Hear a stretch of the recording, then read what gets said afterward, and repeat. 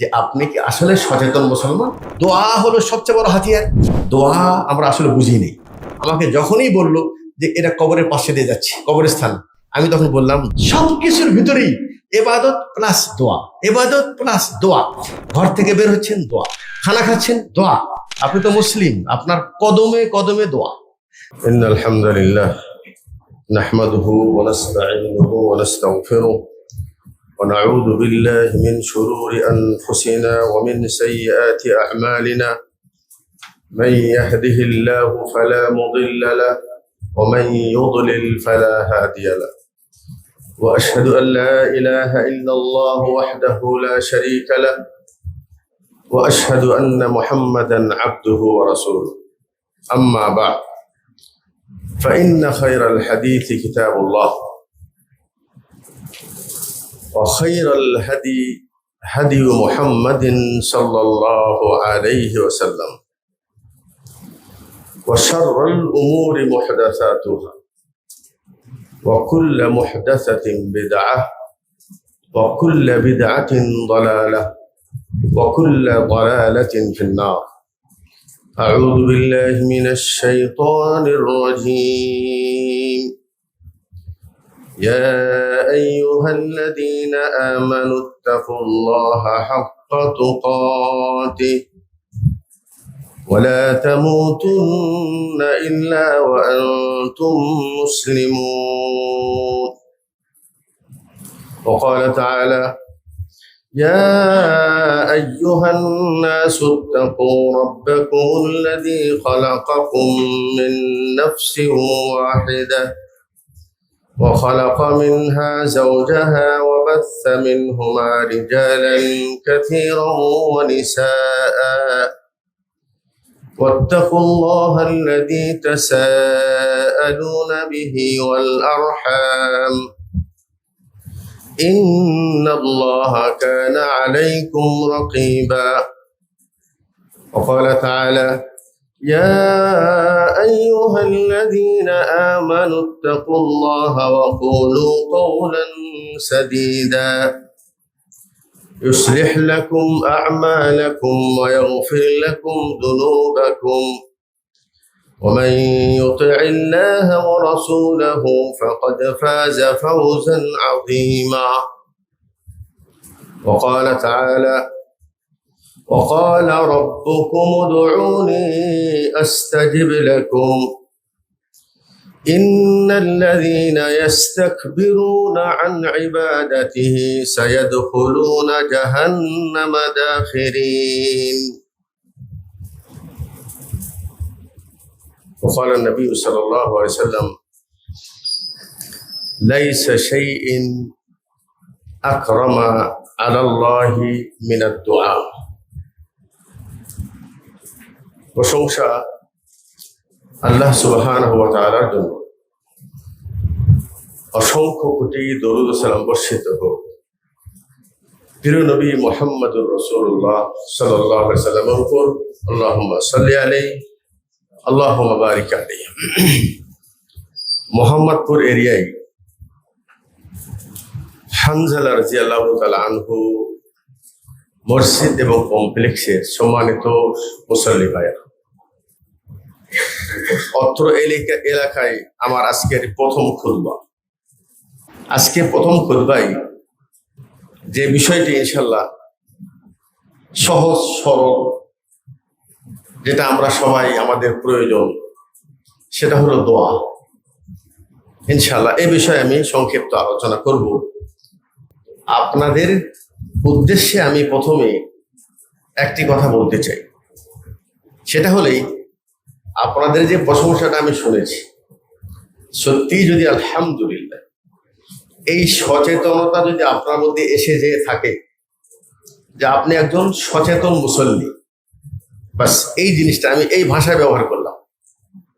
আর এখানে সচেতন বলতে চালাক চতুর তা না, সচেতন বলতে মুসল্লি তাওহীদ সম্পর্কে সচেতন, মুসল্লি সুন্নত এবং বেদাত সম্পর্কে সচেতন।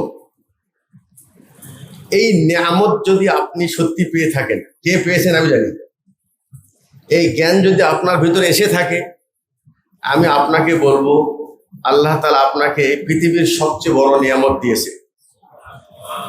কেন বললাম? আজকে খুতবা শুরু করেছি একেবারে সুন্নতি খুতবা, অর্থাৎ আল্লাহ নবী সাল্লাল্লাহু আলাইহি সাল্লাম তিনি প্রত্যেক জুমার খুতবায় যে শব্দগুলি ব্যবহার করতেন, যে ভাষা উনি প্রয়োগ করতেন, যেই খুতবা দিয়ে তিনি খুতবা শুরু করতেন, আমরা সুন্নত অনুযায়ী ওই সুন্নতি খুতবাটাই করেছি। আপনি খুতবার অর্থকে একটু অনুধাবন করেছেন?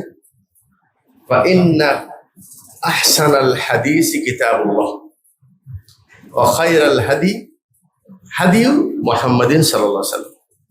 দুনিয়ায় গায়ের জোর খেটে অনেক কিছু করা সম্ভব, মুখের চাপাবাজি করে অনেক কিছু করা সম্ভব, মানুষকে নিজের পক্ষে নিয়ে এসে কোনো একটা বিষয়ে দুনিয়ায় বাস্তবায়ন করা এটা সহজ। কিন্তু আপনি যে ইবাদত করবেন, এই ইবাদতটা আল্লাহর কাছে কবুল হওয়ার জন্য সেখানে কিন্তু এই সংখ্যা, জোর আর এটা আন্দোলন এগুলি কিছু চলবে না। সেখানে চলবে কি, যে আপনার ইবাদতটি আপনি কেন করেছেন আর ইবাদতটি করেছেন কোন তরিকায়। একটু আমার দিকে খেয়াল করেন, আপনি ইবাদতটি কেন করেছেন? যদি লিল্লাহ, যে কোনো ইবাদত আল্লাহর সন্তুষ্টির জন্য যদি করে থাকি, তাহলে সেই ইবাদত একটি ছোট্ট ইবাদত হলেও ওই ইবাদতের পাওয়ার অনেক বেশি। এক নম্বর, ওই ইবাদতটি আল্লাহ সন্তুষ্টের জন্য করতে হবে। নাম্বার দুই, ওই ইবাদতটি অবশ্যই নবী মুহাম্মদুর রাসূলুল্লাহ সাল্লাল্লাহু আলাইহি সাল্লামের তরিকা অনুযায়ী হতে হবে। বাস এই দুটা জিনিস। আপনি আমাদের ন্যাশনাল মসজিদের মুসাল্লি হন, খতিব হন, আপনি হারাম মক্কার হারাম শরীফের মুসাল্লি হন, উমরাকারী হন, হজকারী হন, বরদানশীল হন, যত কিছু হন, এই দুই মাপকাঠির মাধ্যমে আপনার আমার জান্নাত যাওয়া আর না যাওয়ার বিবেচনা হবে যে আমি এই ইবাদতটা কেন করেছি। বিষয়টি এটা আমার আলোচ্য বিষয় নয়। এই কথাটাই খুতবায় আল্লাহ পাক বলেছে যে তোমার জীবন চলার পথ হিসাবে তোমার জন্য সবচাইতে উত্তম কিতাব হল কোরআনে মাজিদ, আর তোমার জন্য সবচাইতে উত্তম হেদায়েত মুহাম্মদ সাল্লাল্লাহু আলাইহি ওয়াসাল্লামের হেদায়েত। আমার মনে হয় একজন মুসলিম হিসাবে এই কথার বিপরীত যদি কেউ কোনো কথা বলে, সে তো ইসলাম থেকে বের হয়ে যাবে। কারণ আপনি তো কালিমা কি পড়েছেন? আশহাদু আল্লা ইলাহা ইল্লাল্লাহ, আমার মাবুদ শুধু আল্লাহ সুবহানাহু ওয়া তাআলা, ও আশহাদু আন্না মুহাম্মাদান আবদুহু ওয়া রাসূলুহু, আমি সাক্ষ্য দিচ্ছি মুহাম্মদ সাল্লাল্লাহু আলাইহি ওয়াসাল্লাম আল্লাহর রাসূল। মানে কি? খালি রসুল মনে করেন? রসুল মানে কি উনি শুধু রসুল বিশ্বাস করবে? উনি আল্লাহর পক্ষ থেকে প্রেরিত রসুল, এবং উনি যে আদর্শ এবং বিধান নিয়ে আসছেন সেটাকে পরিপূর্ণ সত্য বলে বিশ্বাস করে সেটা নিজের জীবনে বাস্তবায়ন করা। এটা তো আমরা প্রত্যেকেই কালেমা পড়েছি। এই কালেমা ছাড়া মুসলমানের মধ্যে যত দল আছে, যত ফেরকা আছে, কারো কি এই কালেমা সম্পর্কে কোনো বিরোধ আছে? কারো কোনো বিরোধ নেই। আমাদের বক্তব্য হানজালা মসজিদের এই খুতবা জায়গা থেকে এটাই, আপনার নাম কি, আপনার মাযহাব কি, আপনার তরিকা কি, এটা শুধুমাত্র পরিচয় মাত্র। কিন্তু আপনি কি করছেন, আপনার নিয়ত কি এবং আপনার পদ্ধতি কি, এটা আল্লাহ সুবহানাহু ওয়া তাআলা দেখবেন। সেই আলোকে আপনি যদি আপনার জীবনকে সাজাতে পারেন, সাজানোর মাধ্যম হবে এটাই, আমি এই কর্মটি করবো শুধুমাত্র আল্লাহ সুবহানাহু ওয়া তাআলার সন্তুষ্টির জন্য। আর একটি হলো, শোনেন, একটা হলো দুনিয়ার কোনটা হালাল আর কোনটা হারাম এটা চেনার উপায়, আর ইবাদত কোনটা করব কোনটা করব না এই দুটা চেনার একটা সহজ উপায় আমি বলেই আমার মূল আলোচনা চলে যাব। কোনটা হালাল কোনটা হারাম এটা তো প্রত্যেকটা জিনিসের নাম উল্লেখ করে বলার কোনো শরীয়তে বিধান নেই। শরীয়তে একটা বিধান বলেছে, সেটা হলে কোন কোন জিনিস হারাম এটা হয় নাম উল্লেখ করে বলেছেন। হুররিমাত আলাইকুমুল মাইতা ওয়াদ দাম ওয়া লাহমাল খিনজির, এটা উদাহরণ। শুয়োরের গোশত তোমার জন্য হারাম, মৃত ব্যক্তি হারাম, গায়রুল্লাহ নামে জবাই করলে হারাম, এই পশু হারাম, হারামটা বলে দিয়েছে।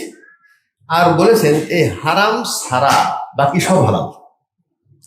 তো হালাল হওয়ার জন্য আমাকে দলিল জানার দরকার নেই যে কোনটা হালাল, দেখতে হবে এটা হারাম কি না। হারাম নয়, বাকি সব হালাল। আপনার রুচি হলে খান, রুচি না হলে না খান। এটা সহজ, আশা করি। ইবাদতের ক্ষেত্রে আমাকে কি করতে হবে? এর বিপরীত, যে ইবাদত কোনটা করব, ভালো করে বোঝেন, কোনটা করব, কিভাবে করব, এটা আমাকে শরীয়ত থেকে নিতে হবে। যেটা বলেছে শরীয়ত, এটা করো, এই পরিমাণে করো, এতটুকু করো, এইভাবে করো, ওটাকে ওই ইবাদতই ওই পরিমাণেই ওই পদ্ধতিতে করলে সেটা আল্লাহর কাছে কবুল হবে। ওটা ছাড়া বাকি সব হলো এটা। এটা হলো আপনাকে দুই কথায় বলে দিলাম, আশা করি বুঝেছেন। আজকের আলোচ্য বিষয়টা হলো দোয়া। এটা সিম্পল বিষয়।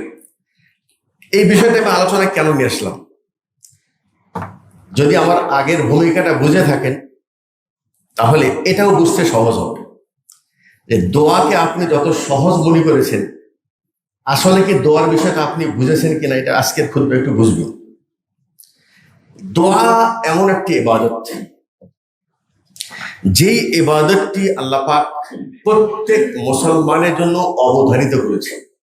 ওয়াকালা রাব্বুকুম উদউনি আস্তাজিব লাকুম। তোমার রব তোমাকে বলছে উদউনি, মানে তোমরা শুধু আমার কাছে দোয়া করো। আল্লাহ তাআলা বলছেন তোমরা শুধু আমার কাছে দোয়া করো, আস্তাজিব লাকুম, তোমাদের দোয়া আমি কবুল করব। এটা আল্লাহর ওয়াদা। এরপর কি বলছেন? কেউ যদি নিজেকে দোয়া করা থেকে বিরত রাখতে চায়, মনে রাখবেন দোয়া এমন একটা ইবাদত, একজন ব্যক্তি সে নিজেকে ছোট প্রমাণ করার জন্য, জালিল এবং তুচ্ছ মনে করার জন্য কারো কাছে চাওয়া, এর চাইতে বেশি নগণ্য জিনিস আর পৃথিবীতে কিছুই নেই। এজন্য অনেক গরিব আছে, না খেয়ে থাকে, তারপরে কারো কাছে কিছু চায় না। মানে চাওয়াটা মানে হলো আমি নিজেকে একেবারে তার কাছে একেবারে ছোট করে দিলাম। আর এই ছোট করাটা বান্দা দোয়ার মাধ্যমে আল্লাহকে যখনই বলে, আয় আল্লাহ তুই আমার রব, তুই আমার স্রষ্টা, তুই আমাকে ক্ষমা কর, আমি গুনাহগার, এই কথা বলার মানে হলো এই, ওই বান্দা সে মেনে নিচ্ছে যে আমি একজন দুর্বল, আমি একজন জাহিফ, আমি একজন মিসকিন। আমার দুনিয়ায় যত সম্পদ থাকে, যত বড় প্রভাবশালী হই না কেন, আমি দেশের প্রধানমন্ত্রী হই, সারা পৃথিবীর মালিক কেন না হই, এই মিল্কিয়াত এটার কোনো মূল্য নাই যদি আল্লাহ চায় আমার কাছে এক সেকেন্ডে সব নিয়ামত নিয়ে নিতে পারে। শুধু চোখটা বন্ধ করবে, আপনি কিছুই নেই, সব খেয়ে চলে যেতে হবে। যখনই বান্দা কোনো আল্লাহর সামনে দোয়ার জন্য হাত উত্তোলন করে, এটা প্রমাণ যে ওই বান্দা আল্লাহকে সবচেয়ে উঁচু স্থানে রাখলো আর নিজেকে সবচেয়ে ছোট বানালো। এই জন্য আল্লাহ তাআলার কাছে কেউ যখন দোয়া করে, তখন ওই বান্দার প্রতি আল্লাহ সবচাইতে বেশি খুশি হয়। সুবহানাল্লাহ। আপনারা তো সবাই জানেন হাদিসটা। একটা হলো দোয়া, তওবাটা আলাদা জিনিস। যে কোনো পাপী ব্যক্তি, ইয়া আইকুল ইয়া ইবাদিয়াল্লাযীনা আসরাফু আলা আনফুসিহিম লা তাকনাতু মির রাহমাতিল্লাহ। আল্লাহ তাআলা তো বলেই দিয়েছেন, তুমি যত পাপী হও না কেন, তোমার ভিতরে একটা বিশ্বাস যদি থাকে যে আমার একজন রব আছে, আর তিনি অতি দয়ালু, তিনি অতি ক্ষমাশীল, আর তার বড় গুণ হলো এই, ওনার কাছে যখনই চাও তখনই তিনি আমার দোয়া শুনবেন। এই আশা, ভালো করে বোঝেন, এই আশা আল্লাহর প্রতি সুধারণা কি, আমার রব হলো দয়ালু, আমার রব হলো বড় রহিম, তিনার কাছে দোয়ার হাত তুললে তিনি কাউকে ফেরত দেয় না। মনে রাখবেন, বান্দা আল্লাহ সম্পর্কে যেরকম ধারণা রাখবে, আনা ইনদা আবদি জান্নি বি, হাদিসে কুদসি আল্লাহ তাআলা বলছেন, আমি আমার বান্দার সাথে ওই রকমই আচরণ করি সে যেরকম ধারণা আমার প্রতি পোষণ করে থাকে। আপনি যদি মনে করেন না আমার বান্দা, আমি গুনাহগার বান্দা, আমার বান্দা রব আমার মনে হয় দোয়া শুনবে না, আমার প্রতি মনে হয় দয়া করবে না, বলছেন আল্লাহ তাআলা রাসূল বলছেন মিন লা ইউস্তাজাবু দুআত মিন কলবিন গাফিল, যেই অন্তর নিজেই উদাসীন, মনোযোগী না, এবং যেই চাওয়ার প্রতি আপনি নিজেই ইকিন নেই, বিশ্বাস নেই, ওই দোয়া আল্লাহ কবুল করবে না। তাহলে একজন মুসলিম যদি আল্লাহ সম্পর্কে পরিপূর্ণ ভালো ধারণা রাখে, এরপরে তার যদি বিশ্বাস এবং ইকিন থাকে যে আল্লাহ আমার দোয়া শুনবেন অবশ্যই, তাহলে আপনার এই দোয়া ইনশাল্লাহ কবুল হবে। এই দোয়াটা কিভাবে কবুল হবে আমার আলোচনার সামনে আসবে ইনশাল্লাহ। আমি দোয়ার গুরুত্ব বুঝাতে চেয়ে একটি কথা বলেছি, সেটা হলো এই দোয়া এমন একটি ইবাদত যেই ইবাদতের জন্য আল্লাহ নির্দেশ দিয়েছেন, এবং এই ইবাদতের মাধ্যমে একজন বান্দা আল্লাহর সামনে সবচাইতে নিজেকে দুর্বল এবং ছোট মনে করা এটা প্রকাশ করে। আর একটি হলো এই, একটু ভালো করে বোঝেন, এই পৃথিবীতে দোয়ার চাইতে সবচাইতে শক্তিশালী কোনো জিনিস পৃথিবীতে আর কিছু নেই। কথা বোঝেন নেই, মানে দোয়ার চাইতে বেশি শক্তিশালী পাওয়ারফুল কোন পৃথিবীতে কোনো শক্তি নেই, এর চাইতে বড় শক্তি নেই। একটু বোঝার চেষ্টা করেন।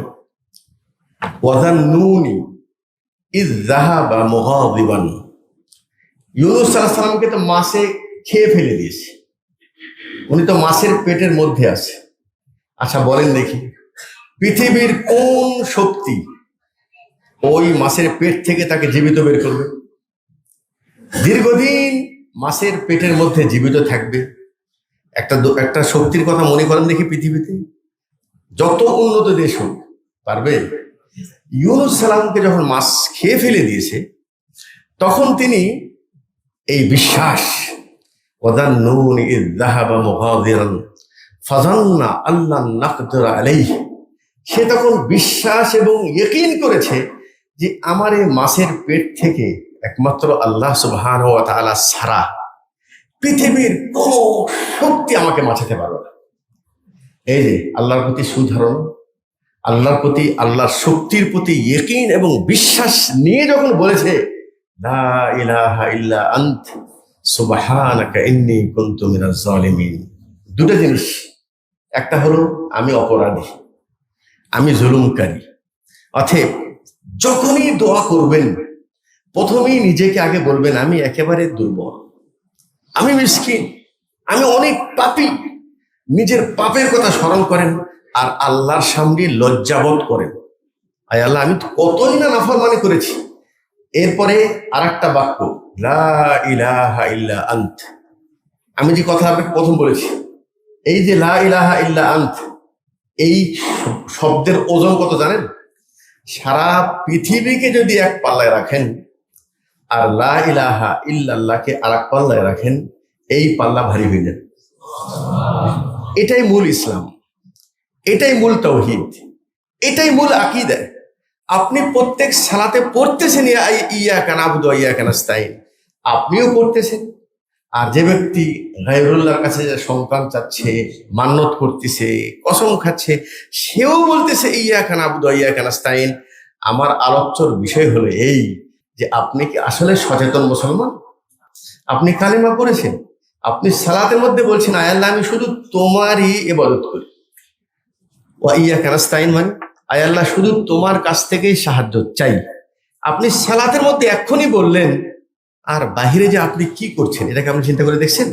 তাহলে ইউনূস আলাইহিস সালাম তিনি যখন এই ইকিন নিয়ে আল্লাহকে বলেন আয় আল্লাহ তুমি একমাত্র মাবুদ, রব, আর এই বিপদ থেকে উদ্ধার আয় আল্লাহ তুমি ছাড়া কেউ করতে পারবে না, এই দোয়া যখন করলেন, আল্লাহ তাআলা ওনাকে মাছের পেটেও সুন্দরভাবে জীবিত রেখেছেন কি রাখেন নাই? তার মানে কি? আর দোয়া আকবারু সিলাহিল মুমিন, মুমিনের জন্য দোয়ার চাইতে বড় হাতিয়ার আর পৃথিবীতে কোনো শক্তি নেই। জাকারিয়া আলাইহিস সালাম বৃদ্ধ মানুষ, তিনি তো দোয়া করেছেন সবসময়, ঠিক আছে? মনে রাখবেন, মুসলিম যত বিপদে পড়ুক, সুখী যদি হন সেটাও মনে করুন আল্লাহর পক্ষ থেকে পরীক্ষা, আর দুঃখ যদি আসে সেটাও মনে করবেন এটা আল্লাহর পক্ষ থেকে পরীক্ষা। এখান থেকে যেন আপনি কখনো একটু বের হন, বের হলে ভুল করবেন। মানে টাকা আসতেছে আসতেছে, ভালো একটা চাকরি পাচ্ছি, দুনিয়ায় অনেক সম্মান অর্জন করতেছি, তখন মানুষ অহংকার হয়ে যায়, আমার তো নেই, আমার তো আর কারো পরোয়া নেই। কিন্তু আপনি জানেন না যে এর মধ্যেই আল্লাহ আপনাকে পরীক্ষা করতেছে, তুমি কোন দিকে যাচ্ছ, তোমার চিন্তা ভাবনা কোন দিকে যাচ্ছে। এজন্য বলছেন যে ফাআম্মাল ইনসানু ইযা মাবতালাহু রাব্বুহু ফাআকরামাহু ওয়া না'আমা, মানুষকে আল্লাহ পরীক্ষা করে দুই ভাবে, নিয়ামত দিয়ে পরীক্ষা করে, নিয়ামত নিয়ে পরীক্ষা করে। নিয়ামত দিলে খুশি আর কেড়ে নিলে বেজার, এটা মানুষের স্বভাব। এই স্বভাব থেকে বের হয়ে আসতে হবে। আপনি সুখের জীবন পালেও মনে করেন এটা পরীক্ষা, আর যদি পরীক্ষা মনে করেন তাহলে সবসময় আপনার ভিতরে চিন্তা থাকতে হবে যে আমি এমন কি, আমার সবকিছু আল্লাহ পরীক্ষার জন্য দিয়েছে, আমি তাহলে কোন পথে চলছি হিসাব করে আল্লাহর সামনে দিতে হবে। এর বিপরীত কষ্টের জীবন যদি আসে সেটাও মনে করতে হবে এটাও আল্লাহর পক্ষ থেকে পরীক্ষা। আচ্ছা, দুই জনেই আল্লাহর তাকদীরের প্রতি সন্তুষ্টি থাকতে হবে। প্রথম, ধনী ব্যক্তিও গরিব ব্যক্তিও। ধনী ব্যক্তি কি করবেন? আলহামদুলিল্লাহ, শুকরিয়া আদায় করবেন। যত নিয়ামত পায়, সন্তান হয়েছে আলহামদুলিল্লাহ, চাকরি পেয়েছি আলহামদুলিল্লাহ, বাড়ি ভালো করতে পেরেছি আলহামদুলিল্লাহ। সবসময় ভয় করেন যে কি জানি এটার আবার কখন আল্লাহ কেড়ে দেয়। আল্লাহ শুকরিয়া আদায় করলে আল্লাহ আরো বাড়ায় দিবে। আর যিনি একটু বাড়িতে অসুস্থ হয়েছে, ব্যবসা ভাটা পড়ে গেছে, কোনো কষ্ট অনুভব হচ্ছে, আপনি মানুষের কাছে যত আহাজারি করবেন আপনার ঈমান দুর্বল হয়ে যাবে। আহারে, চাকরিটা মার খেয়ে গেলাম, কি হবে এখন? ব্যবসা মার খেয়ে গেলাম, কি হবে? না, আপনি মুমিন, আপনার কোনো কাজ আল্লাহর ইচ্ছা ছাড়া হয়নি, আপনার এটাই তাকদীর, আপনি এর প্রতি সন্তুষ্টি থাকেন, এটা হলো ঈমানের দাবি। তাহলে নেয়ামত পেলে আল্লাহর শুকরিয়া, বিপদ আসলে সবর করেন। আর এই বিপদ থেকে উদ্ধার কি করবে? আপনি ওইদিকে কারেকশন করেন। আচ্ছা, এখানে যে একটা তাওহীদের ব্যাপার, যে সমস্ত মুসলিম যত বড় কঠিন বিপদ আসুক, সেই বিপদেও যদি আল্লাহর কাছ থেকে দূরে না চলে যায় তাহলে সে প্রকৃত মুমিন। ভালো করে বোঝেন, আল্লাহ তো আপনার পরীক্ষা করতেছে। এই যে বিয়ে করে 20 বছর হয়েছে, সন্তান পাচ্ছে না, কত দোয়া করেছে, সাদকা করেছে, হুজুরের দ্বারা দোয়া নিয়েছে, বাচ্চা হচ্ছে না। এখন ওই বেচারার ঈমান দুর্বল হয়ে গেছে। কেউ এসে বলেছে একটা কাজ করো, একটু সিলেটে যেয়ে একটা সাধারণের বাজারে একটা মান্নত করে আসো, আমার অমুক বন্ধু ও একই রোগে আক্রান্ত ছিল, ওখানে যে একটা ছাগল মান্নত করেছে, ওর ছেলে হয়েছে। আপনি তো মাশাআল্লাহ আহলে হাদিস মানুষ, কিন্তু ঈমানের বিষয়ে আপনি অত সচেতন না। আপনি বলেন ও আসলে তার মতো সন্তান পাচ্ছি না, দরকার তো সন্তান, তাহলে একটু দেখি একটু দেখি, একবার ট্রাই করতেছে, ঠিক আছে না? আল্লাহ বলতেছে ওয়ায়ামুদ্দুহুম ফি তুগয়ানিহিম ইয়ামাহুন। যখন কোনো বান্দা আল্লাহকে চিনতে যে দেখে যে আল্লাহ আমার সাথে কি করে, আউযুবিল্লাহ, এটা মারাত্মক ভুল। এটা আল্লাহর সাথে আপনি চালাকি করতেছেন। আল্লাহকে দেখছেন আল্লাহ কি করে, আল্লাহ কি করলো, আপনি মান্নত করলেন আর আল্লাহ তাআলা আপনাকে তারপরেই দিল সন্তান। সন্তান দেওয়ার পর তখন কি করলো? তখন বলছে আসলেই গো, ওর কথাটা ঠিক আছে, এই 20 বছরে পাইনি, এর কথা শুনে আমি এখন এটা পেয়ে গেলাম। প্রথম ছিল আপনি শিরকের দিকে কেবল একটু চিন্তা করতেছেন, আর যখনই আপনি আল্লাহর লাইন থেকে লাইনচ্যুত হয়ে গেলেন, আল্লাহ আপনাকে পথভ্রষ্ট করার জন্য ওই বড়শি যখন মাছ ধরে না, ওই মাছটা কিন্তু ওই যে মাছে যে কাঁটাতে আসে ওটা মাছকে খাতে দেননি আপনি, ওটা লোভ দিয়েছেন, লোভ, এটা তোর জন্য তুই খা। ও প্রথম থেকে একটু মুখ লাগানোর পর ওটাকে পুরা যখন গিলে নেয়, তখন আপনি কি ওকে বলেন তখন হ্যাঁ এই উদ্দেশ্যেই আমি এই মাছটা লাগাইছিলাম। আল্লাহ বলছেন আমি তোমাকে বিপদ দিতেই পারি, এই বিপদ দিয়ে দেখলাম যে তুমি বিপদের সময় কতটুকু আমার প্রতি তোমার বিশ্বাস আছে। বিশ্বাস থেকে যখন একটু সরে গেলেন, আল্লাহ আপনাকে সরে যাওয়ার পথ আরো খুলে দিল, আরো যা, আরো দূরে যা। ও তো এখন পরবর্তীতে একেবারে পুরা মাজারের ভক্ত হয়ে গেল। তাহলে কি হয়ে গেল? এখন আমি মূল কথায় আসি। জাকারিয়া আলাইহিস সালাম তিনি একটা নবী, তাই নয় কি? নবী। নবী হওয়ার পর আপনি কি মনে করেন যে ওনার কোনো ইমানের দুর্বলতা ছিল, দোয়ার কোনো কমি ছিল? সারা জীবন যে কেউ আল্লাহ কাছে সন্তান চাইবে, এটাই স্বাভাবিক। উনিও চেয়েছেন, আল্লাহ দেয়নি। আল্লাহ কি দেয়নি? দেয় নাই বলে উনি কি অসন্তুষ্ট? উনি কি আল্লাহর প্রতি নারাজ? আচ্ছা, আর একটা সেটা হলি, আপনি কতদিন পর্যন্ত আল্লাহর কাছে আশাবাদী? এই যে এখান থেকে শিক্ষা নিতে হবে, আসলে দোয়া জিনিসটা কি। আপনি দোয়ার অর্থই বোঝেন নেই, আপনি দোয়ার জায়গা চেনেন না, আপনি দোয়া করতেছেন, আপনি হারাম খোর, আপনার ভিতরে হারাম উপার্জন আছে। আপনি হানজালা মসজিদে কেন? আপনি বাইতুল্লাহ কেন? এই পৃথিবীর সবচাইতে দোয়া কবুলের স্থান হলো ইয়ৌম আরাফা, আরাফার দিন। হাজী সাহেব আরাফার মাঠে যখন ইয়া রব বলে কাঁদে, ডাকে, আল্লাহ পাক বলছেন আমি এই বান্দার দোয়া কিভাবে কবুল না করি? কারণ ইনি একজন হাজী সাহেব, ইনি একজন মুসাফির। আরাফার মাঠে, যেই মাঠে আমি বান্দাদেরকে সবচাইতে বেশি পরিমাণে গুনাহ মাফ করে দিই, এমন জায়গায় এসে যখন হাজী সাহেব, যারা হজ করেছেন তারা জানেন, আরাফার মূল কাজই হলো দোয়া। এই দোয়া যেন বেশি করতে পারে, এই জন্য জহর আসরকে একসাথে জমা করা হয়। হাজী সাহেব হাত তুলেছে, ইয়া রব ইয়া রব। কারণ আমরা তো মনে করি, এই যে আমার একটা সাবজেক্ট, এটাও দোয়ার অর্থ না বোঝার কারণে আমরা দোয়া সবসময় করি না, রাখছি কোথায়? একেবারে করবে মানে ওই হজে যে, ওমরা যে, এটা ভুল, এটা ভুল। যাই হোক, আমি ওই সাবজেক্টে আসবো ইনশাল্লাহ। যখন বলছি আরব ইয়া রব, আল্লাহ তাআলা বলছেন, হে আমার বান্দা, দোয়া কবুল করার সব শুধু শর্ত না, উত্তম যত মাধ্যম আছে সব তোমার কাছে আছে। তুমি একজন হাজী সাহেব, হাজী সাহেব যদি হজ কবুল হয়, জীবনে সব গুনাহ মাফ, সেই গুণ তোমার কাছে আছে। মুসাফিরের দোয়া আল্লাহ নিশ্চিত গ্যারান্টি, সালাসাতু মুস্তাজাবুদ দাওয়াত, 3 শ্রেণীর মানুষের দোয়া আল্লাহ পাক ফেরত দেন না। তার মধ্যে একটা হলো মুসাফির। মুসাফির, হাজী, এবং কোথায়? আরাফা মাঠ। সারা পৃথিবীর হাজী ওই মাঠে একত্রিত হয়েছে একটা আশাই, যে আল্লাহ কাছ থেকে গুনাহ ক্ষমা করে নি, নিষ্পাপ হয়ে যেতে চাই। এটা হলো সবচাইতে গুরুত্বপূর্ণ জায়গা। তাহলে সবই করেছেন ইনি। আল্লাহ পাক কি উত্তর দিচ্ছেন জানেন? বলছেন, হে হাজী সাহেব, মা তামুকা হারামুন, মা শরাবুকা হারামুন, মালবাসুকা হারামুন, ফাআন্না ইউস্তাজাবু লিযালিক। তোমার শরীরে রক্ত হারাম, তোমার পরনে কাপড় হারাম পয়সা দিয়ে, তার মানে কি? তোমার উপার্জন হারাম। ফাআন্না ইউস্তাজাবু লিযালিক, তোমার দোয়া কবুলের সব শর্ত থাকার পরেও আমি কিভাবে তোমার দোয়া কবুল করি? তোমাদের সবই তো হারাম আছে। তাহলে আমি শুধু একটা উদাহরণ দিলাম যে আমরা আসলে দোয়া বুঝি নেই। একজন ব্যক্তি দোয়া করতেছে, ওর আকীদার মধ্যে শিরিক আছে। তুমি 36 বার হজ করো, 36 বার ওমরা করো, তুমি সারা জীবন আল্লাহকে ডাকো। আল্লাহ রাসূল কি বলছেন? লাউ আতাইতানি বিকারাবিল আরদি মিন খাতায়া, আমার কোন বান্দা যদি গুনাহ করতে করতে করতে করতে জমিন থেকে আসমান পর্যন্ত এরকম পালা হয়ে যায়, একেবারে শূন্য জায়গায় ভরে গেছে, কত বছর, 1000 বছরের পথ, এটা এত গুনাহ করেছি, সুম্মা লাকিতানি, তারপরে তুমি আমার সঙ্গে সাক্ষাৎ করেছো, তার মানে তুমি আমার পথে ফিরে এসেছো এবং আমাকে বলছো, আয় আল্লাহ, আমি অপরাধ করেছি, আমাকে ক্ষমা করে দাও। আল্লাহ বলছেন, তোমার এই গুনার মধ্যে একটা গুনাহ নেই, সেটা হলো শিরিক। সেটা কি নেই? শিরিক। লা আতাইতুকা বিকারাবিহা মাগফিরা।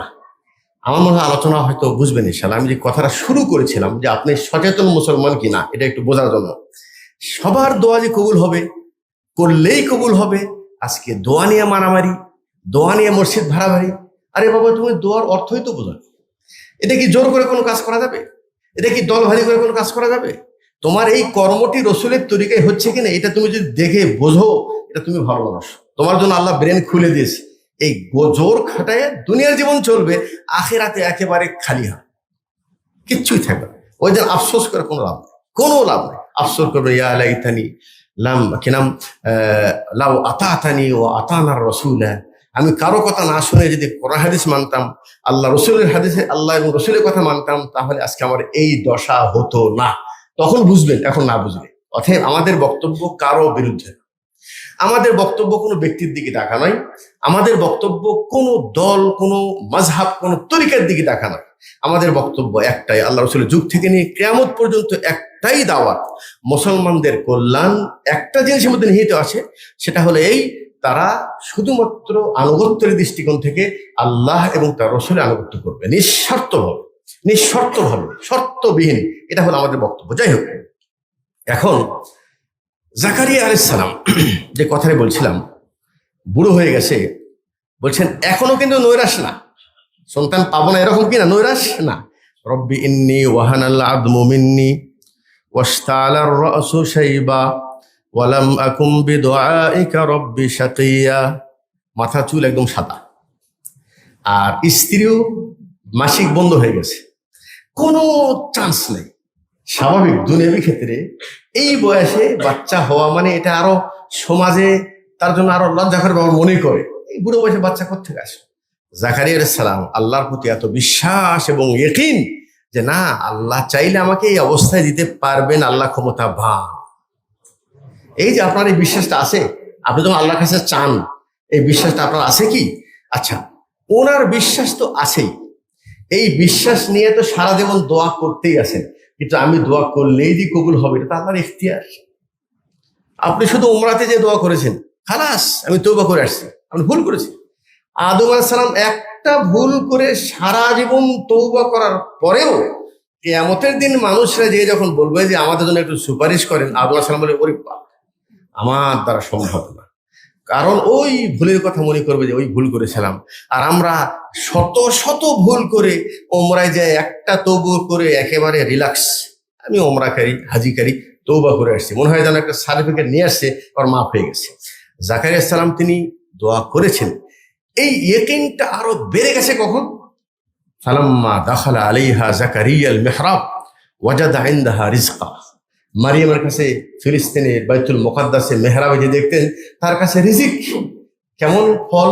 মৌসুম ছাড়া ফল। আন্না লাকি হাদা, মারিয়াম তোমাকে এই ফল এই সময় কোথা থেকে পেলে? ক্বালাত হুয়া মিন ইনদিল্লাহ, এটা আল্লাহ দিয়েছে। জি, আল্লাহ আপনাকে এইভাবে দিতে পারবে, তিনি মারিয়ামকে দিয়েছে, আমাকেও দিতে পারবে। আমার বিশ্বাসটা লাগবে মারিয়ামের মতো, আমার হতে হবে মারিয়ামের মায়ের মতো, এমন একটা মার সন্তান যে মানে সন্তান পেটে থাকতেই আল্লাহ জন্য ওয়াকফ করে দিচ্ছে। আমি দিনের জন্য একে দিয়ে দিলাম, কি খাবে কি পড়বে এটা আমার ব্যাপার না, আমি দিনের জন্য ওয়াকফ করে দিলাম। ওই মারিয়ামকে আল্লাহ যখন রিজিক দিচ্ছে, তখন জাকারিয়া সালামের ইমান, ও তো পুরা নবী মাশাআল্লাহ, এই ইমানের তুখারটা আরো বেড়ে গেছে। হুনালিকা দা জাকারিয়া রাব্বা قالت رب هب لي من لدنك ذرية طيبة إنك سميع الدعاء فنادته الملائكة وهو قائم يصلي في المحراب। ফল দেখলেন, ওযু করে সালাত শুরু করে দিলেন। ওই বিশ্বাস, হে আল্লাহ তুমি যদি মারিয়ামকে মৌসুম ছাড়া ফল দিতে পারো, আমার এই বুড়ো বয়সে তুমি সন্তান দিতে পারবা। ওদের সালাত শেষ হয় নাই, সালাত শেষ হয় নাই। আল্লাহ বলছেন, হে বলছেন ওনা ফানাদাতুল মালাইকাতু ওয়া কাওয়ামিন ইউসাল্লি ফিল মিহরাব আন্নাল্লাহা ইউবাশশিরুকা বিয়াহইয়া। বলছেন আমি তোমাকে ইয়াহইয়ার সুসংবাদ দিলাম। সুবহান।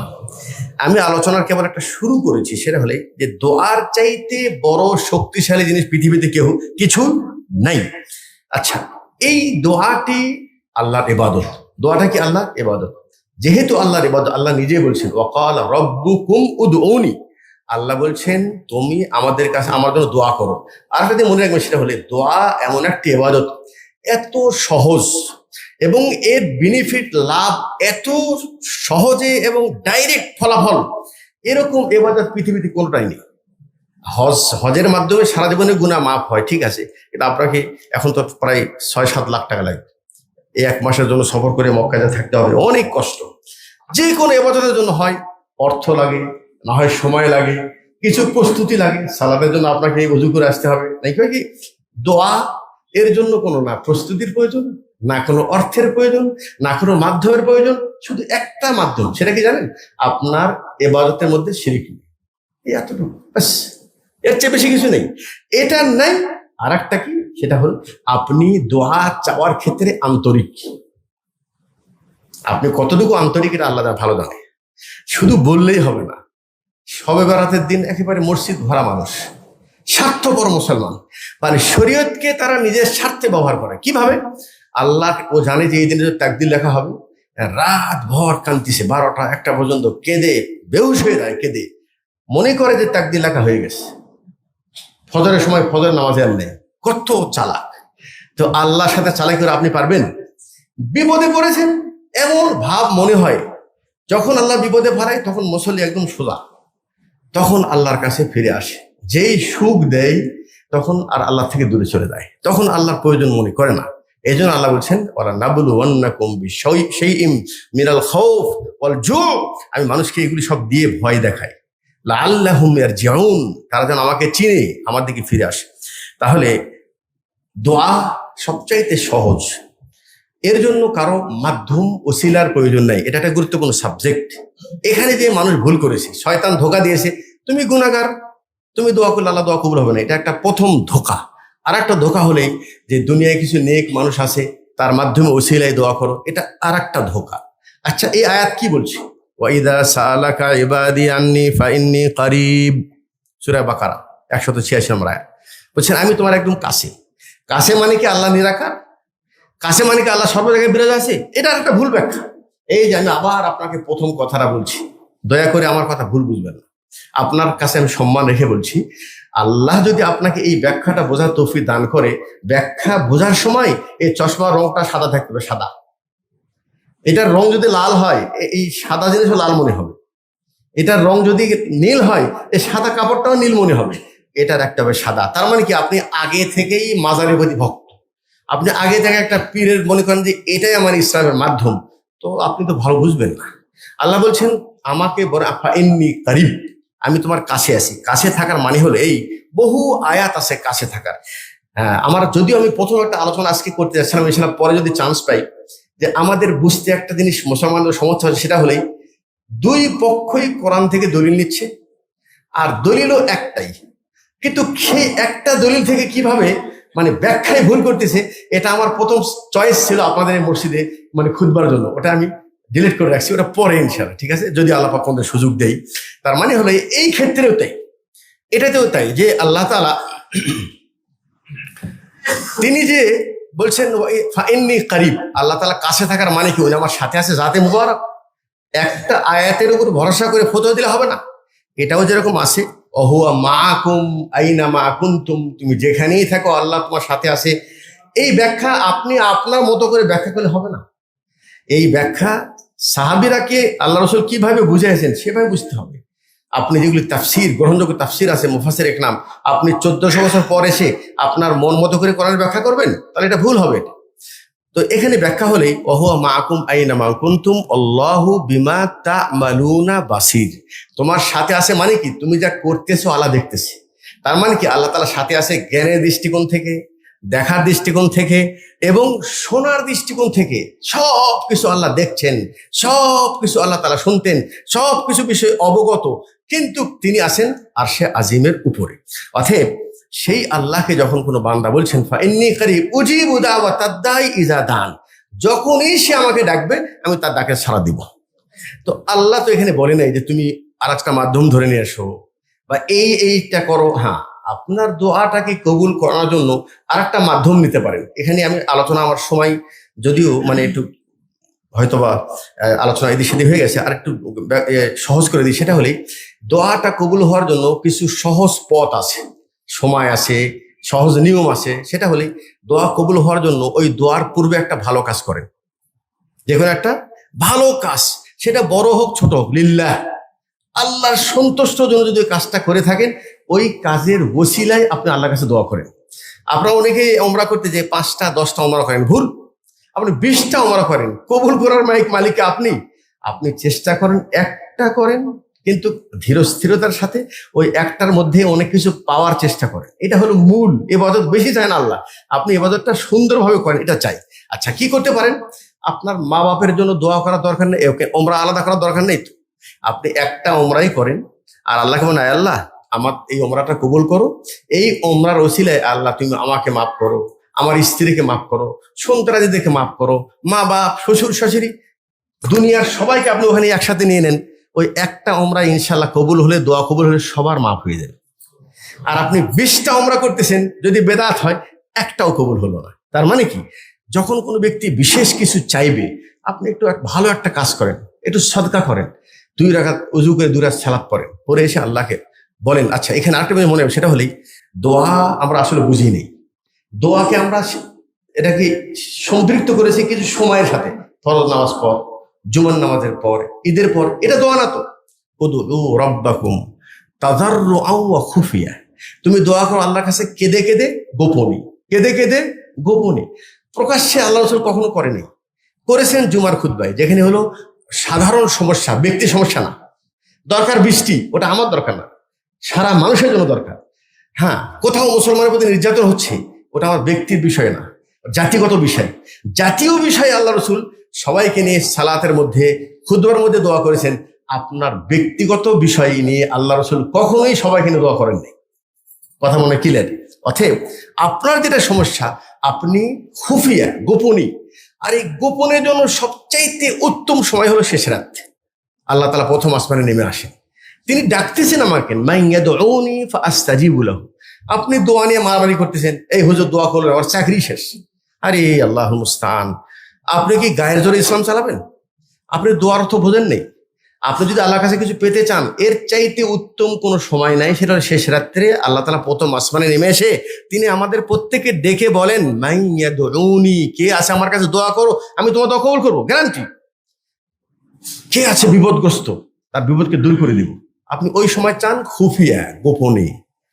যখন কোনো ফরজ নামাজ পর আমাকে অনেকে প্রশ্ন করে, আমি যদি একা একা দোয়া করি সমস্যা আছে? একা একা দোয়া করলে সমস্যা নেই, কিন্তু একা একা যদি মানুষের সামনে আপনি দোয়া করেন, অটোমেটিক আপনার ভিতরে খুফিয়াটা চলে যায়, আর লোক দেখার চিন্তা ভাবনা মাথায় অটোমেটিক শয়তান দিয়ে দেয়। ওই যে আমি কাঁদতেছি আর এখন দেখতেছি, ওরে বাপ মাশাআল্লাহ কত পরের মানুষ গো। এই জন্য যত ইবাদত গোপন হবে, অত ওই ইবাদতের সাথে কানেকশন আল্লাহর সাথে আপনার অত বেশি গভীর হবে। সেটা সালাত হোক, সিয়াম হোক, যে কোনো ইবাদত। যত লোকের আড়াল থেকে আপনি গোপনে করবেন, ওই ইবাদত অত বেশি খালেস হবে, ওই ইবাদতটা অত বেশি পাওয়ারফুল হবে। এই জন্য শেষ রাত্রে উঠে, এটা তো আমরা করি না। যেটা মূল বললাম যে আমরা দোয়া সম্পর্কে অসচেতন, দোয়া করি না। আরে বাবা, দোয়া করতে সমস্যা কি? আপনি শুধু পিছাই দিচ্ছেন কেন? যে কোনো সময় দোয়া পড়েন। আচ্ছা, দোয়া 2 প্রকার, একটা হলো দোয়াউল ইবাদা, আর একটা হলো দোয়াউল মাসআলা। এটা একটু বোঝেন। একটা হলো দোয়া ইবাদত, এই যে চাওয়া, কি নাম, সালাত, সিয়াম। হ্যাঁ, আর কি ইবাদত? দেখা হলে সালাম দেন, দোয়া। আচ্ছা, দোয়ার জন্য মারামারি করেন, আপনার বাড়িতে কি সালামের প্রভাব আছে? জরুরি। রাসূল কি বলছেন? ওই যে 3 শ্রেণীর মানুষের দোয়া কবুল হবে, তার মধ্যে একটা কি বললাম? মুসাফির, আর একটা মাজলুম, আর একটা হলো পিতামাতা। আমরা যারা সচেতন পিতামাতা আছি, এই জায়গায় আমাদের ঘাটতি আছে। হন আপনি আহলে হাদিস, যেই হন না কেন, আপনার ভিতরে দোয়ার প্রচলনটা কম।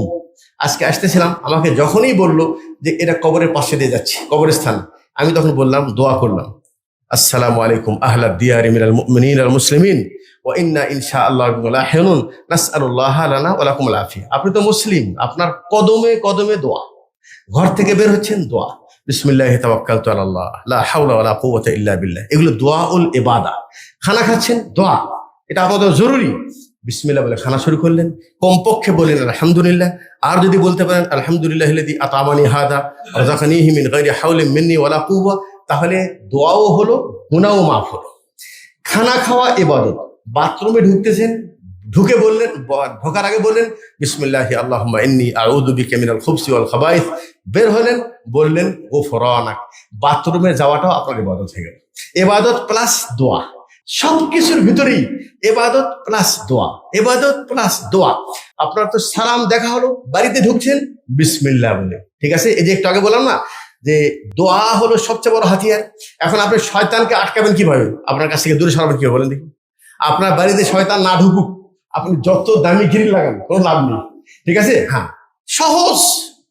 এই আমলটাকে আপনি করেন। আপনি প্রত্যেক মুসলমান সচেতন, আজকে থেকে শোনার পর অবশ্যই আপনি জারি করবেন, অবশ্যই আপনি আমলে নিয়ে আসবেন।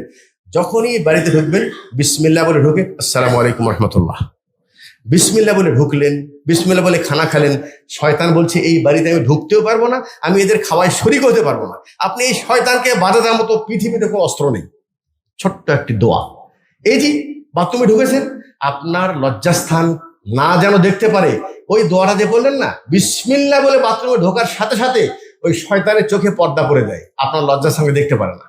আপনি কোন হাতে দিয়ে এটা আটকাবেন বলেন দেখি? এই যে ছোট ছোট জিনিস আছে, এগুলি আমরা মনে করি ছোট জিনিস, এগুলো কারা করবে? এগুলো হুজুরেরা করবে, এটা আপনাদের দরকার নেই। ঠিক আছে, সব ইসলাম দিয়েছেন হুজুরের কাছে, বাপ মরলে হুজুরের কাছে, মা বললে হুজুরের কাছে। আচ্ছা, রসুল কি বললেন? মা বাপের দোয়া গ্যারান্টি সহকারে কবুল হয় নাকি? সালামটা কি দোয়া না? কত দোয়া জানেন? এর চাইতে বড় কোনো দোয়া নেই, নিঃস্বার্থ দোয়া। আমি গত জুমাই নওগাঁতে একটা জমা পড়তে গেছি, জুমার নামাজের পর বলেছে 200 টাকা, 300 টাকা, 500 টাকার অমুক দিয়েছে, বিনিময়ে তার বাবা যেন দোয়া চেয়েছে। এই দোয়া ছাদের উপরে যেত না, টাকার বিনিময়ে দোয়া চাচ্ছেন। আল্লাহ আকবার।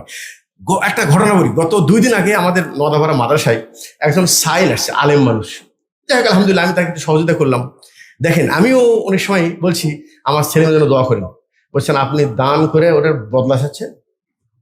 আমি বললাম ওরে মাশাআল্লাহ, কত সচেতন মানুষ, আমাকে তো এটাই করি নাকি, একটু বলে বলে দোয়া করেন। আচ্ছা, আরেকটা কি, আপনি কেমন আছেন?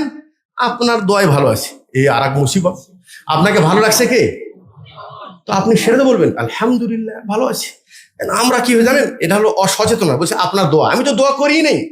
আচ্ছা, আমি দোয়া করলেও আল্লাহ যে আপনাকে সুস্থ রেখেছে, হাসপাতালে গেছেন না, কেমন আছেন? আপনাদের দোয়াই ভালো আছে। আচ্ছা, আমরা দোয়া করেছি, আল্লাহ কি বলেছে আমি অমুকের দোয়ায় তোমাকে ভালো রেখেছি? এটা হলো মানে আল্লাহর শুকরিয়াটা বান্দার দিকে, এটা সরাসরি শিরিক না হলেও আপনি শিরিকের দিকে চলে যাচ্ছেন, কথাটা শিরিকের দিকে চলে যাচ্ছে। তাহলে দোয়া তো আপনার সর্বক্ষণ চলবে। আপনি যদি স্বামী হয়ে স্ত্রীকে ফোন দিয়ে বলেন আসসালামু আলাইকুম রহমতুল্লাহ, তার মানে কি জানেন? আল্লাহর পক্ষ থেকে তোমার প্রতি সালাম এবং রহমত বরকত নাজেল হোক। আচ্ছা, আপনি পিতা সন্তানকে টেলিফোন দিয়ে বললেন আসসালামু আলাইকুম রহমতুল্লাহ, তার মানে কি? আপনার এই দোয়া ডাইরেক্ট কবুল, কোনো ইয়ে নেই। আচ্ছা, এই সুন্দর যে এই দোয়াটা আল্লাহ পাক আমাদেরকে গ্যারান্টি সহকারে দিয়েছে, মাস্ট এটা কবুল হবেই। আমরা কয়জন সে দোয়া করি? খালি সন্তানকে বদদোয়া করেন, হ্যাঁ তুই ধ্বংস হয়ে যা, না। ওসব বলছেন লা তাদউ আলা আওলাদিকুম ওয়ালা আমওয়ালিকুম ওয়ালা আনফুসিকুম, কখনোই তোমরা নিজের জন্য বদদোয়া করবা না, নিজের সন্তানের জন্য বদদোয়া করবা না, নিজের মানে মাল সম্পদ দোয়ায় সবসময়।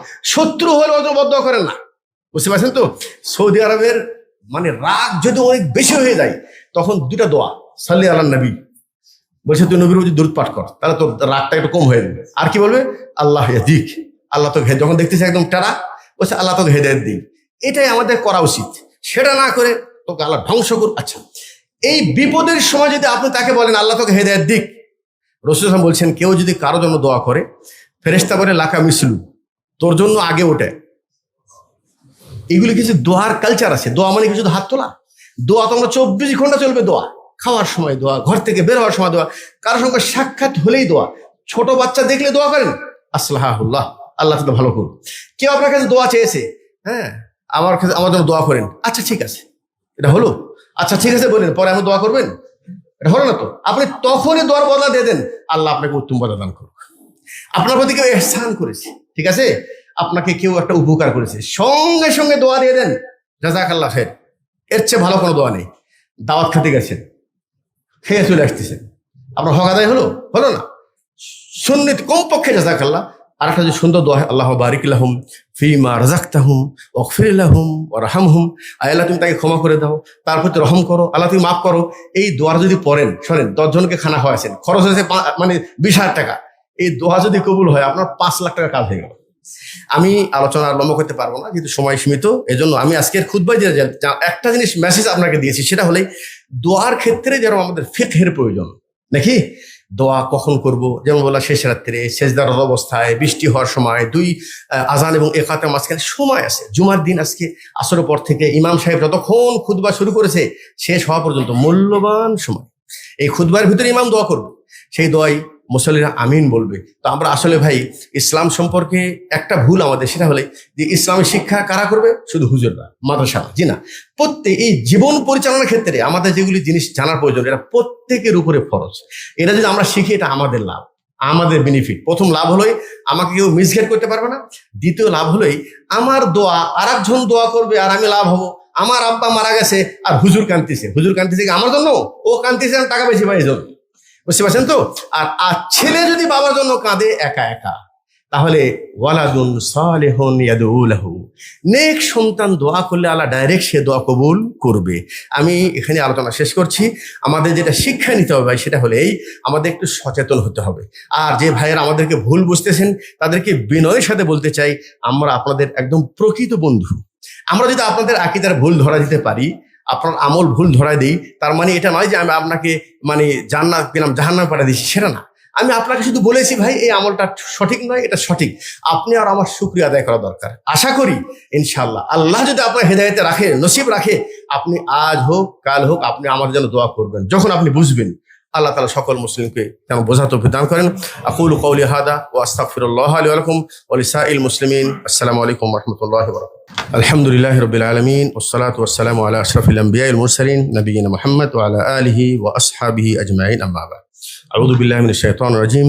إن الله وملائكته يصلون على النبي يا أيها الذين آمنوا صلوا عليه وسلموا تسليما. اللهم صل على محمد وعلى آل محمد كما صليت على إبراهيم وعلى آل إبراهيم إنك حميد مجيد. اللهم بارك على محمد وعلى آل محمد كما باركت على إبراهيم وعلى آل إبراهيم إنك حميد مجيد. জীবন দশায় যতটুকু আমল করা সম্ভব এই আমলটা ইখলাসের সাথে করব ইনশাআল্লাহ, রসুলের তরিকায় করব।